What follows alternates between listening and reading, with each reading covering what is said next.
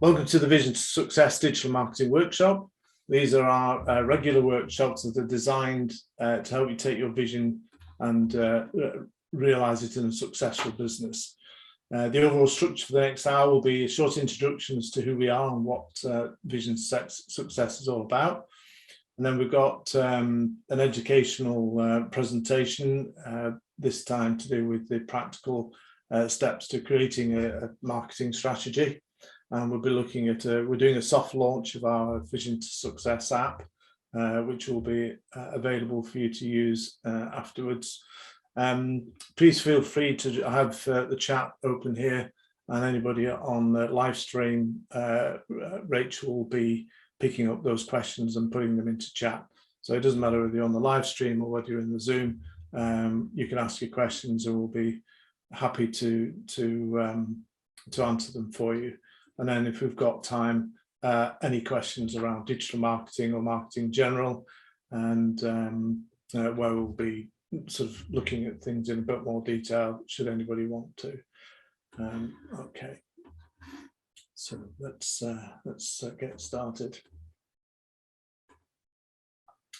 Okay, for those who don't know me, I'm a business and marketing coach. Got qualifications, a founder, managing director of Cub, which is a marketing agency, and then Vision to Success is our coaching, support, learning arm. I was joined by my daughter Charlie 7 years ago to grow the agency, and we're now 8 full-time staff and 3 remote plus freelancers and partners. I personally have worked with over 500 companies, and as an agency we've worked with quite a few of those. I've been on social media a long time. I've worked with technology, so I've got my connections are pretty much full on LinkedIn, and I've worked with technology since 1984. So a little bit of background. So a bit of housekeeping: running speaker view during the presentation, and then gallery view for interactive sessions. We have got lots of experience and so forth, so if you do have any marketing questions, please feel free to ask them. We'll do our best to answer them, or if not, I'll go away and find out the answers. Please use mute when not talking and raise your hand to contribute, and as I ask questions through chat. These sessions are recorded and they are live on LinkedIn, Facebook and YouTube. So what is the purpose of these? You know, it takes quite a bit of effort to run them, and we do them free of charge. Well, we do it for a variety of reasons. We want to help you guys compete in the digital world. We recognise how complex it is, and for us it's easier to work with somebody who understands what needs to be done than and so this is a general process for raising awareness of what digital marketing is and what knowledge you need as a business in order for you to succeed. And we're looking to build a community to support marketing.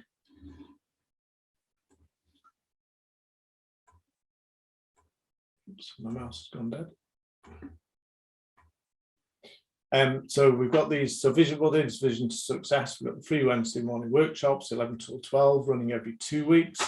We have a book, which I'll go on to in a minute. We've got a couple of courses on social media and LinkedIn lead generation, which we get asked to do. We used to do quite a bit of training in that area, and so to help people, we've just put it online and charge a few dollars for it. We've got the app, which you'll be seeing today, and then we, as a consultancy service, we provide a thing called Route to Market Strategy Implementation Plan, where we'll do everything for you in terms of working out what you need to do and how much it's going to cost.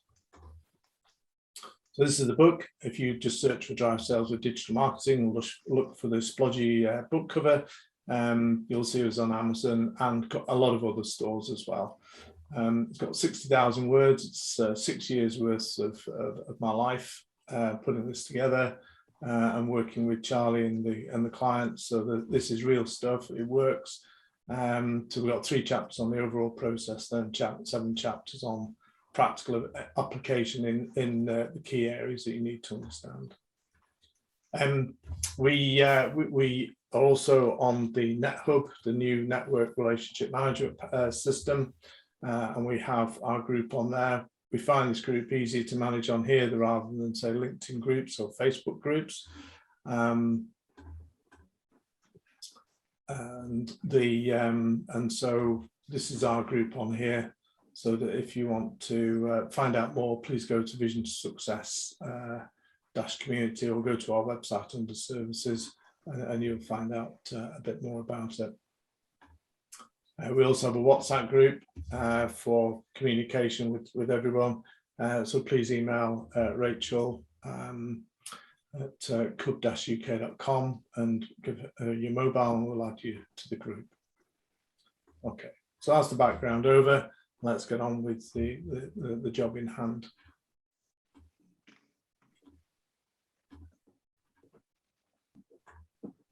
So here today to talk about the practical steps you can take in strategy development. I've done a lot, as I say, I've worked with over 500 businesses, and I guess one of my frustrations is that I've seen clients pay a lot of money for consultancy reports, and where people have just basically emptied the book of digital marketing or marketing into a report. And you know, as an implementer, I mean, it's great from a, you know, this is what we should be doing, guys, from a big pictures perspective. We don't have any issues with that. But the problem I have with a lot of these is that they're written by consultants who don't actually have practical application. So it tends to be quite generic. Oh, you need to do a bit of Twitter, you need to do a bit of social and so forth. Well, as you'll see in a minute, digital marketing or marketing in general is way more complex than that. I mean, for example, I've been starting to get my head around TikTok, because you all think, oh, it's all about funny jokes and things like that. Well, Prime Minister, whether you like him or not, has just started a TikTok channel. And to be fair, you know, he's obviously using professionals. He's, you know, he did a very good introduction to his TikTok channel. You know, when you see people like that on there, you've got to realize that it's now going mainstream, and it'll be interesting to see whether Twitter can survive that kind of thing, because celebrities love that kind of stuff and they're used to being in front of camera. And I know Twitter's used for that kind of thing at the moment, but it'll be interesting to see where Ellen takes that. So you can, as you can see, the dynamics are changing quite rapidly. So we have covered this in a previous workshop, so I'm just going to skip over this, but I wanted these slides in this deck because this slide deck will be available to you later for download. Is that there are a few tools that are kind of useful. We did this, the whole presentation is, if you look for marketing strategy in the, go to the free workshops on the menu, and then just hover down and you'll see watch previous ones, and then scroll to the bottom of those. So the first one is a pest analysis. Years ago, people didn't really take this very seriously. And now we've had a pandemic, a European war, global supply chain shortages, bizarrely labor shortages whilst we're in an inflationary environment. You know, you can't make this stuff up anymore. It's not following, as far as I can see, it's not following cycles anymore. It's highly disruptive. And so you've got political things going on, you've got economic factors, and on top of that, you've got all the technological change, which is, if you like, there to, and the social things like hybrid working. I mean, our business is a hybrid working business, and we've had to make technological changes and so forth to make sure that we can keep delivering the best we can through the new technologies. And we're also talking to companies about support companies about implementing agile in a digital marketing agency style.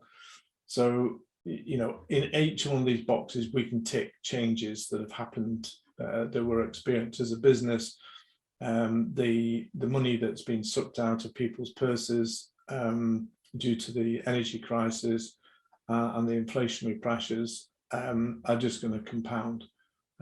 So we're all heading for a quite challenging period ahead. But with any, so that's the pest analysis. I do recommend you do that. You download the slide deck afterwards and do that as an exercise. And then, I mean, we've all been used to going to, say, when we're buying a new car and haggling with the car people to get a better price and so forth. Well, at the moment, you know, there's a supply chain shortages of chips and to drive these cars and so forth. I've no idea what the war in Ukraine is going to do to the parts supply chain. There's a lot of manufacturing, automotives in Ukraine. And also all the impact of the food, because they produce, or allegedly produce, 40% of the world's food, wheat crops. So you can see it within 12 months, we've gone from used to sort of trying to get the best deal to, oh, can we actually buy what it is we want? I mean, I built a house down during lockdown, which was hard, but I wouldn't like to build a house now with all the increases in timber and so forth, and shortages. Somebody was telling me they couldn't get any 38 by 18 mil sawn timber. I mean, that's ridiculous. That stuff's bread and butter in things like wicks and so forth. So, you know, you need to revisit, you know, where's, you know, what's changing. I mean, for example, it's interesting, although there's a lot moved to hybrid working, the trains are still filling up quite a lot. You know, so and the cafes, you know, so the substitution, if you're a town centre, you know, city centre cafe, used to getting quite a lot of traffic and so forth. Well, now some of that coffee is actually being drunk at home.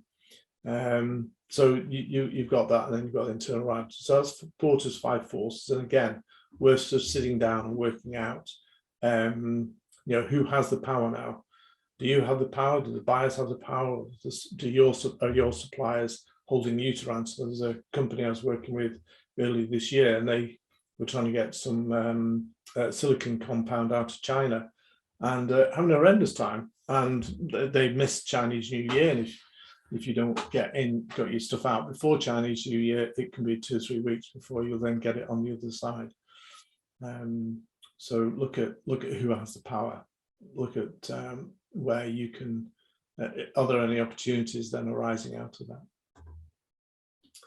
Quickly looking at the Boston Matrix. So working with a client a couple of months ago, and we went through all their products and services, identified who are the stars, who are the question marks which needed more work, you know, the stars needed more promotion, the cash cows you leave alone just to generate the cash, and then which products to quietly drop or stick the prices up so that they become more like into the cash cow box, no marketing, but generating cash.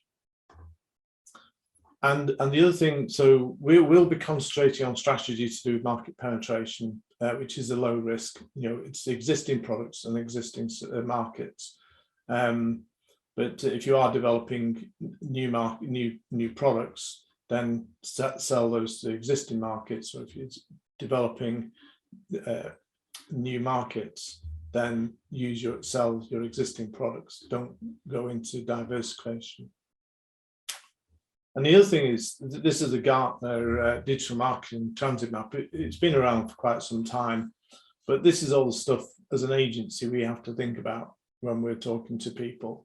And we do a lot of this stuff in here when working with clients. Not every client, obviously, and smaller clients need a lot less of this, but larger clients, we can be touching on quite a lot of this stuff. This map will be in the slide deck, and you can also download it. But it just gives you an idea of all the things that need to be thought about when you're thinking about your marketing strategy. So we're going to use an example because it's easy to understand an example. And because it's not easy to develop new products and services, this vision to success took us 12 months to develop and launch, get the website done, get the ideas done, and so forth. And you know, it's going to take the rest of this year to really get it bedded in. So that's 2 years worth of work to get to where we believe we need to be.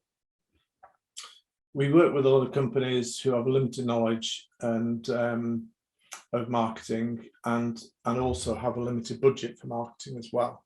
So it's about how do you cut your cloth so that you get the results you want using the resources that you have. And we're going to assume that we're going to sell more to the same of the same. And the focus is on fixing, focus on the stars, getting them to perform better, and then fixing the question marks. Those what the way you've maybe it's a new product and you've introduced it into the market, into your existing marketplace. It's about how you get then traction on that. So we're going to choose a company selling services to larger companies, which is generally a lot of the companies that we work with. Obviously, it'll be different for e-commerce businesses and so forth, but please bear with me. To do every example would take quite some time. The principles are the same. So if you're selling services, hopefully you are professional. You like to be a thought leader. You make sure you educate yourself and your team, and you build trust through that process.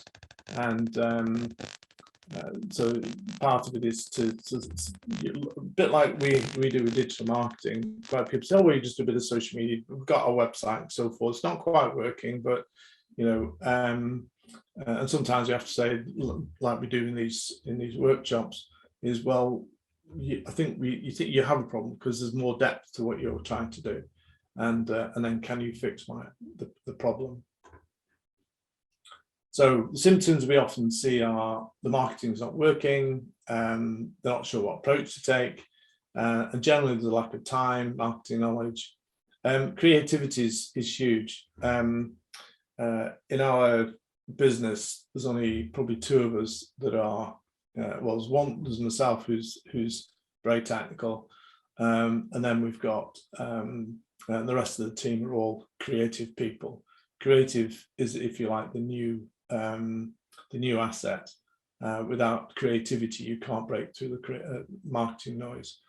And the other thing we're working really hard on, I'm working with Growth Co, who are the Manchester support agency, on refining the project management side of things, using a thing called Agile, Scrum, Kanban, and Lean.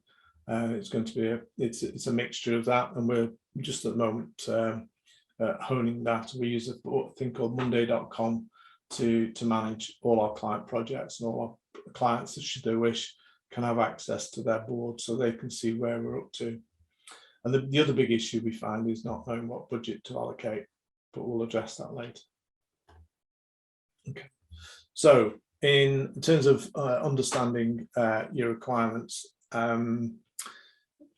developing a marketing strategy requires you to think about a number of things. So we've already talked about, you know, sort of what services and products and so forth you should be doing, who you should be selling it to, and so forth.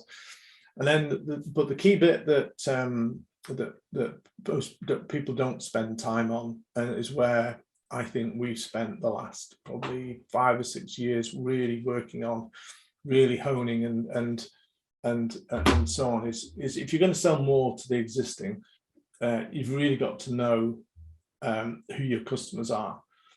I would say selling new products to an existing market is actually a bit easier, is a lot easier than selling your existing products to new markets, because you'll look around and say, oh, well, you know, and sell to that market. But what we've generally found is that you really, to sell successfully, you've really got to understand what your target market is really looking for.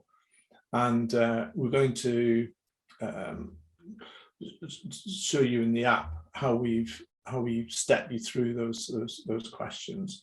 And the reason why we record this session is that you could have this recording open and then use the app to one side.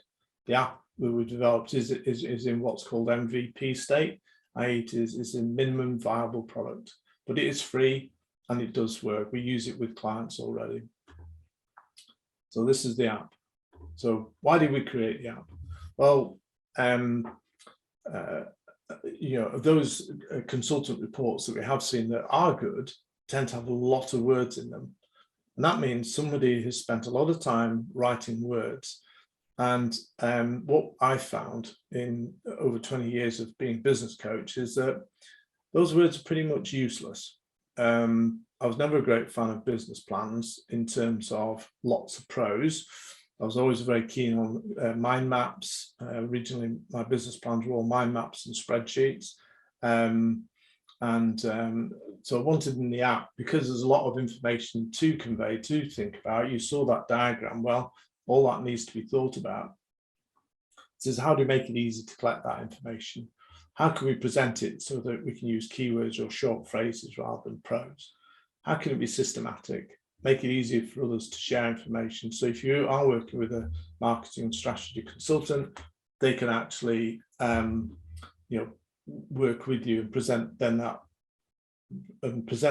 information in a easy to access format, but equally make it easy to update.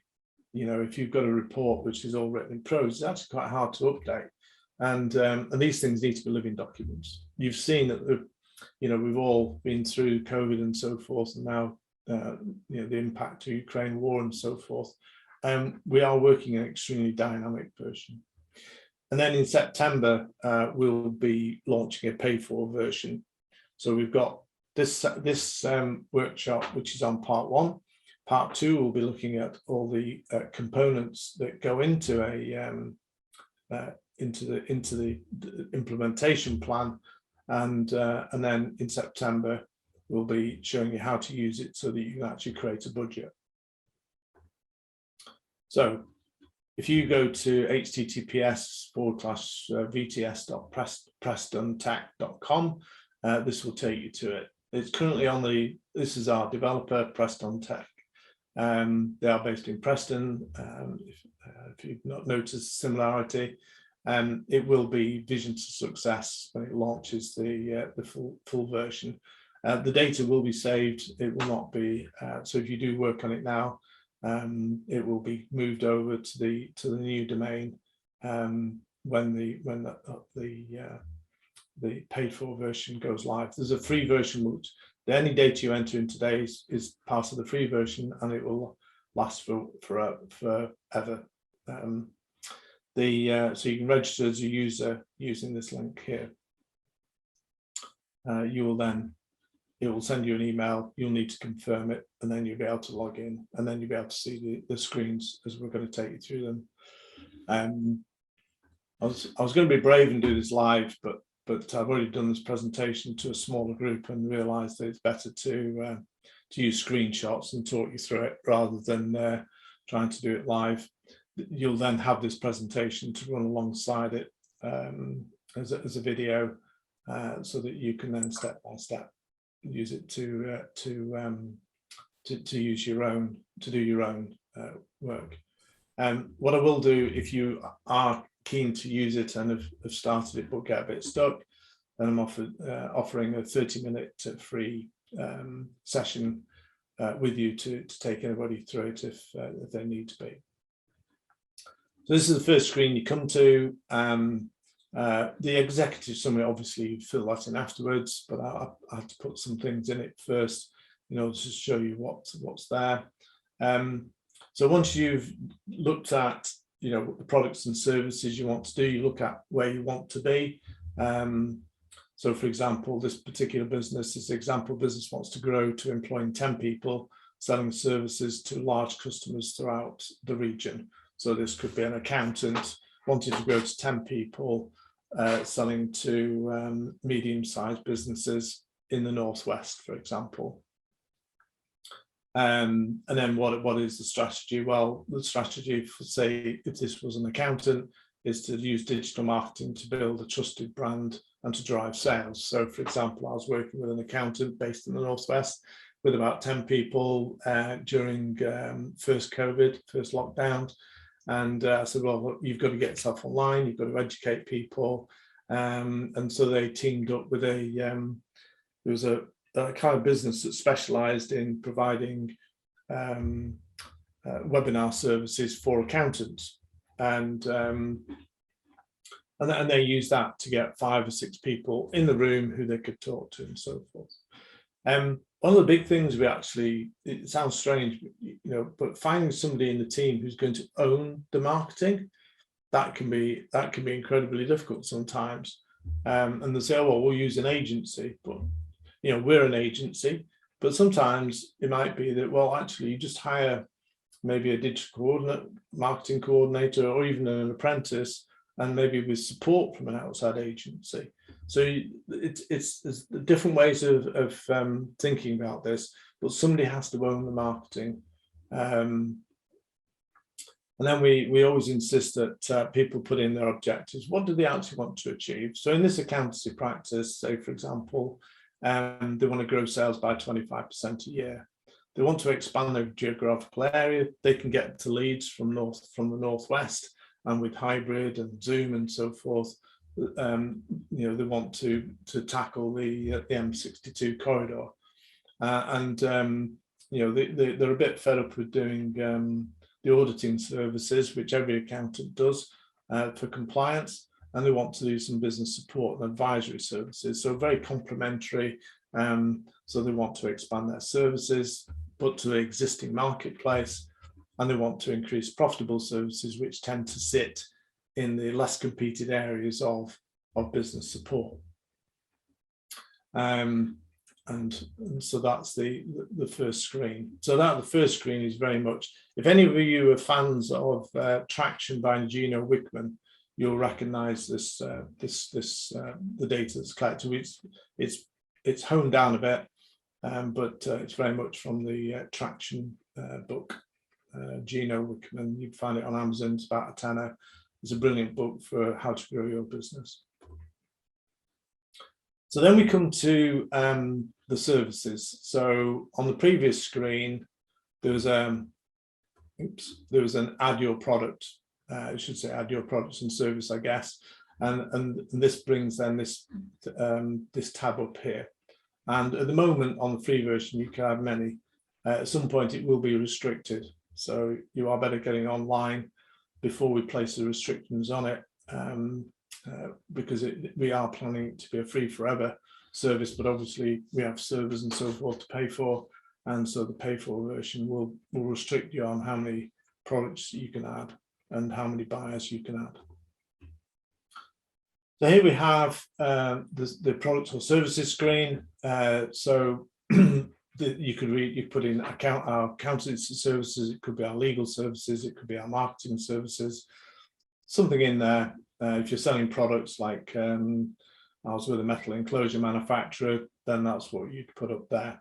And then a description so that you understand what that belongs to. Always important to understand your competition. We never recommend following your competition or copying your competition. But like good research, if you pinch ideas from 6 of them, then you might be able to use the best of the rest. And so it's worth it. And there's a book. Any Simon Sinek fans out there, or Sinek fans out there, he wrote The Infinite Game, in which it's got a thing called worthy rivals, and I love that phrase. So, for example, Microsoft and Apple a few years ago were worthy rivals. As a customer, you really had to think about which route you went down, they both did the same thing, but they did it differently, so it's who in your marketplace do you think, what, they're really good. I mean, there's a guy as a coach called Hamish Hamilton, who's a fantastic coach, business coach. I'd never copy him because it's not my style, but the things that we could learn, and I hopefully he felt the same about the things I was doing. So now I'm going to dip to this next stage. So this is really important. So you can have sort of the best strategy, right? We're going to launch this product, launch this, and so forth. But if you haven't done this analysis, and this stuff, I think is relatively new. I've not been on any workshops or seen anything people talk about this. There is lots on the internet. It's under there's a thing called the value proposition canvas designed by a strategizer. And then if you type in empathy canvas, into Google and buy a persona, you will kind of recognize this. So what I've done is to make it easy for people, because those in themselves, I've run workshops in each of those, but the problem is they're quite time consuming, and there are quite a lot of crossovers. And so in order to make this accessible, I've sort of distilled what I believe is to be the core components, and certainly working with companies, because I've been using this app for quite a few months. It used to be a spreadsheet. And when I was talking to a developer in September, I said, well, this is a spreadsheet we've got. He said, oh, I could automate that. Like all things, 6 months later, it's taken a lot more than we originally envisaged. But what it has allowed us to do is build a financial model, which I'll be showing you in September on it. The financial model is just still being worked on, but we've got a spreadsheet. So if you do book the 30-minute session with me, I'll take you through the spreadsheet and give you a copy of the spreadsheet ahead of the 14th of September. So who are we selling to? Oops, better go. Who are we selling to and what do they want? So for this presentation, these will be other businesses rather than consumers. The program does handle consumers. So if you, but the questions are slightly different. But the key questions which we'll be dealing with in here are the same, because the process is the same. So from that slide, you won't remember, but these are the different fields that we need to fill in. We need to sort out who the prospect title is going to be, what the size of the businesses you're going to target, the market sectors, and so forth down the screen. So we're going to step through each of these, and they correspond to a field. So we're selling to other businesses, so we need to know their prospect title. This is key. You know, what is their functional role within the business? Now, obviously, if you've just got a director, that's not particularly useful. So ideally, it needs to be sales director or marketing director or operational director or CIO, CTO, CEO, etc. These are essential when you're buying, when you're either using Sales Navigator on LinkedIn or whether you're buying business contact data. And yes, for those who have got it, thinking about it, you can still buy business contact data, because under GDPR, there is a thing called legitimate interest. And as long as what you're emailing them is, you believe is of legitimate interest, so that if you're a marketing agency selling to marketing managers, or a branding agency selling to marketing managers, and you write to them about branding, then it's not unreasonable to expect that a marketing manager may be interested, certainly part of their job role, to being interested in that. So that's the processing of the data. And then the PECR, Personal Electronic Communications Regulations, they are for what you can email to people. So consumers, you need consent, and you need to process consent to process their data. Whereas with business data, you can still use a soft opt-out on your emails, and they must be clearly marked so that people can easily unsubscribe. So if you're so you need to know what size of business, because every types of business behaves differently. So a micro business, less than 3 people or less than 5 people, depending on your definition, will behave differently to a 10-man business, who will behave differently to a 40-man or 50-person business, who will behave differently to a 100-person business, who will behave differently to 250, and so on. I've got quite a clever spreadsheet chart that went to a presentation quite a few years ago now, and I've watched it because I've worked with businesses between 0 and about 20 million. And it's just fascinating to see the different behaviors that you have as those businesses mature. So you need to be very crystal clear on your range. So for example, ours, we do work with smaller businesses, but in terms of the agency side of things, as a coach, work with startups right through. But as an agency, we tend to target the 5 to 50, when we're being proactive. But obviously, we work with smaller businesses as well. So be crystal clear on that, you know, what stage of maturity are those businesses at, what scale are they at, and what services will they need with that. Market sectors, really important to understand, and you know, sort of there are sectors within sectors. So for example, you might say, oh, we're targeting education. Well, compulsory education buys differently to, say, colleges, who buy differently to universities. So the idea is that you break your customer base down to customers with similar needs and desires, so that you can then give them a consistent message. So if you talk to one business that you've decided, yes, they're in sector, to the same, to another one in that sector, you're going to the messages that you're sending out will resonate with them.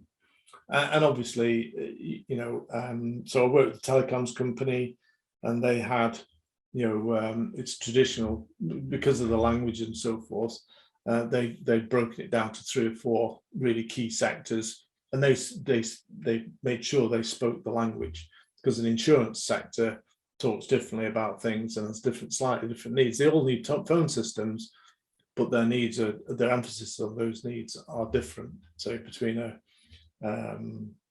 legal sort of sector, a law firm, and an insurance company or a call center, for example, yes, they all need phone systems, they all need pretty much the same phone systems, but the emphasis of how they use it is different, and the language they use when they talk about clients or customers and so forth is different. So now we get into nitty-gritty of actually really understanding what a person who wants. One of the challenges, if you're, say, for example, as a wholesaler, is that you don't actually get to speak to the end customer, and that is a real problem, because I've certainly in the past I've spoken to wholesalers where they're not actually sure how they use their product, and that seems bizarre, but because they don't have that day-to-day contact, it's actually really hard for them to find that information out, because if they go direct to the customer, their retailers, their supply chain are going to get hacked off, and so we have to think of very innovative ways to get the end consumers involved with the wholesalers, so we can find that information out. Not to cut out the retailers, although we are seeing that as well by companies selling direct, setting up a website and selling direct, purely because the supply chain aren't performing as they would hope them to. So if we think of somebody selling an accounting system to a business, you know, you've got to think of all the tasks that a bookkeeper does, and you need to write those down. And then you've got a clear idea of what those tasks are, so that when you, with your accounting system, you used to have features which then address that. But you do it for every single sort of type of customer that you've got. Because you've got to be crystal clear on you know, the day-to-day tasks that these people do. And this is very much from the value proposition canvas designed by Strategizer. You know, trying to get inside the minds of the people trying to do the tasks. And you just write the tasks down. They're not features of your product, the tasks which they need to achieve. And the more time you spend on that, the more holistic you are, you know, so you incorporate tasks that maybe don't quite relate to what you do, the better to understand that consumer and where that customer and where their issues are. Values are becoming more important. The younger generation, I mean, I've grown up in a sort of more material, because my parents were war parents, so for them it was all about survival and having a job and so forth and food over the house. My generation was all about material gain, but we've made a lot of advances. You know, we didn't have all the issues that I had as a kid. So which allows it, you probably all have heard of Maslow, who's been a bit discredited, but I still like that as a concept, that, you know, once you've got your shelter and you've got the food and you've got, you know, you can do what you want to do, then you start thinking, well, what else can we do? And the younger generation are very much about values. And certainly if you're selling quality, then you need to be very clear on what your values are. And it's interesting because I've done obviously working with companies and talking about their values. They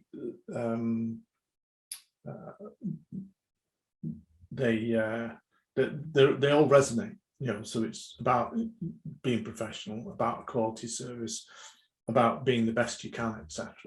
And it's interesting. I did an exercise quite a few years ago now with a in-person peer group, and they were each doing their values, and we got to the fifth one, and I thought they're all the same. And they hadn't copied each other. They were all gone back to the workforce and done it properly. But it's very interesting. So you've got to be in tune with the values of your customers. You know, if you're a discounter, then it is about price, but it's then that value of haggling. You know, we as a business don't haggle. You know, if you want something, yes, we'll provide you with that service. But if you've got a short budget, we'll then sit down with you and say, what can you have and what you can't have.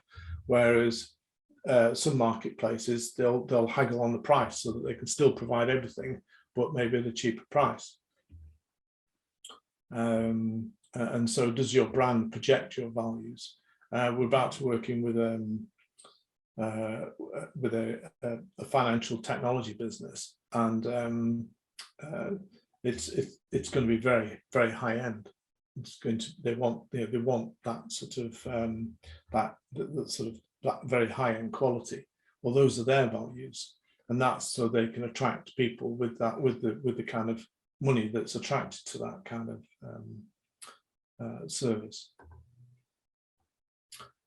One of the things that I've got a slide from an old slide deck a long time ago where it sort of in the old days there was a surfeit of information and an abundance of attention. So as an MD of a quite a large business, and I used to get salespeople in and basically interrogate them because there's so little information out there, and they only wanted to supply with enough information to try and get the sale. Whereas personally, as a person, I like to get more detail. It's part of my nature. And so, but now we're in a completely opposite situation where, you know, there's a surfeit of information, but abundance of information, but a surfeit of attention. And you've got all these things. You have to think about what are they being influenced by, who's influencing them, how much influence have they got, and so forth, because that's going to dictate how you approach them. Then we need to think of the messaging strategy. It's what we're going to say and how we're going to say it, where we're going to say it, and so you know it's trying to come up with the right language. It's where the wordsmiths, I think, really come into play these days, and those people who are very good at video, grabbing your attention, keeping your attention, and getting you to then move on to the action. And as you know, you've got more, you're going to see more video adverts. You've got adverts on TikTok, on Instagram, Facebook, etc. And a couple of times I've been, oh, that's really interesting, clicked on it, especially when it's got video. Videos is going to be huge, and it's going to be an essential requirement if it isn't already.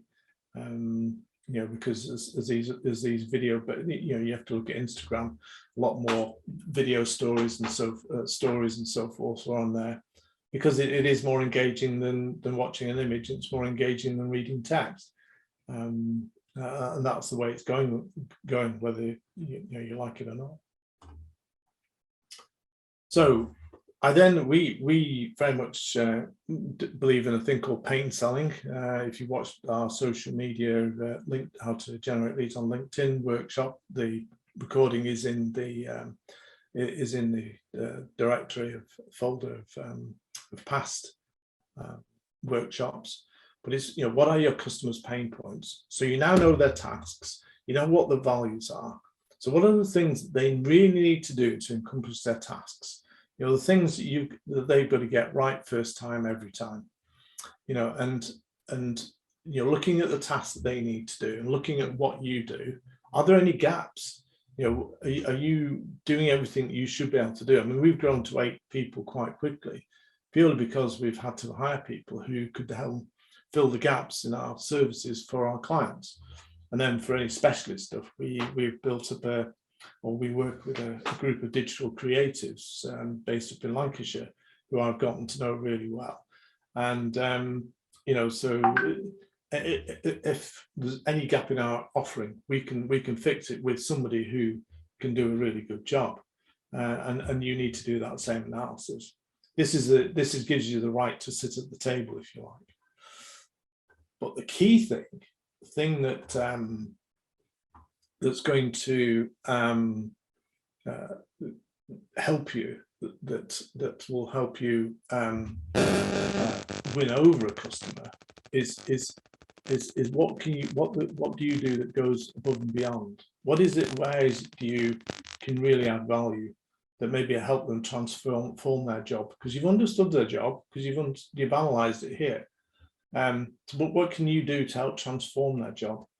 And if somebody needs a deeper dive, or the bigger company and so forth, we use again, going back to the value proposition canvas, we do a deep dive into that to identify, what are the things that what are the gains that they would like to make, not just do what they're doing well now, but what we're going to look for in the future. So we then capture those as well. So that's the first part of the application. The second part is looking at what tools to use, and we're going to be addressing that in 4 weeks' time, where we're going to be looking at a whole myriad of social media, email marketing, etc., and capturing all those. We've got, if you want the in-depth, there's the book and there's the previous workshops. This will be using how to capture that using the app. And we'll be using a tool called Creately to create a map of the sort of things that you need to do. But if you'd like to register, the current version will always be free. It's at the moment unrestricted in terms of how many buyers and how many services you add.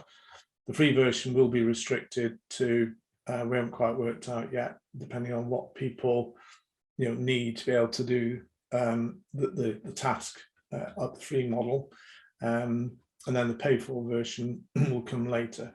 But in the meantime, it's at https://prestontech.com. Rachel's very kindly put into chat those links so that you can just simply click on them. So bringing it together, be very crystal clear on your purpose and vision. What is it you want to do? I'd say if there's more help, either if you go into our previous workshops, or there's a book called Traction from Gino Wickman. And then what are you going to do to achieve it? And most importantly, who's going to make it happen? Are you going to drive it? Do you have the time to drive it? Do you need somebody else in the business to drive it? And where you're going to get the resources from. You can use an apprentice, coordinator, marketing manager, an agency, those sorts of things. And what are the things you want to nail that you can then celebrate?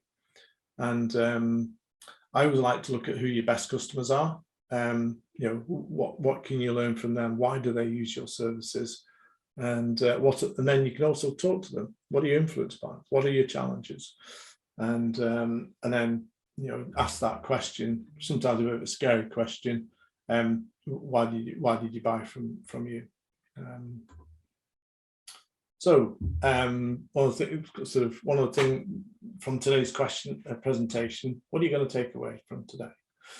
And we'll now open the floor for questions. So does anybody like to ask a question, raise a thought? Please feel free. We've got a few minutes left before the end of the session.